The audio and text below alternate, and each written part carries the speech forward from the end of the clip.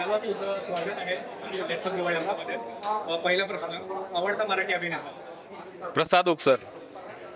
आवडती मराठी अभिनेत्री? सई तामणकर. आवडता मराठी सिनेमा? वाळवी. आवडता मराठी गायक आणि गायिका? रोहित आणि जुईली. आवडते मराठी साहित्यिक? पु ल देशपांडे सर. भारा भागवत आहेत, लिस्ट आहे. एखादं आवडतं मराठी पुस्तक जे शालवाने वाचलंय, वाचायची इच्छा आहे किंवा? पुस्तकं खूप वाचली आहेत, पण बालपणीचं एक पुस्तक सांगतो, पिशी मावशी आणि तिची भूतावळ. प्रभाव टाकणारी एखादी मराठी ऐतिहासिक स्त्री कोणती असेल? झाशीची राणी लक्ष्मीबाई. मराठी असल्याचा किती अभिमान आहे? भयंकर. मराठी व्यतिरिक्त शालवा कोणत्या भाषेचा सर्वाधिक वापर करतो? मराठीच, कारण बोलणं मराठीत होतं. इंग्रजी आणि कधीतरी हिंदी.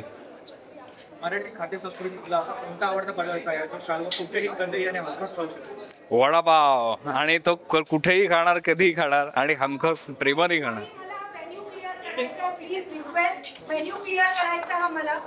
तुझ्या दृष्टीने मराठी अस्मिता म्हणजे काय? मराठी अस्मिता म्हणजे काय? आपली मातृभाषा मराठी आहे.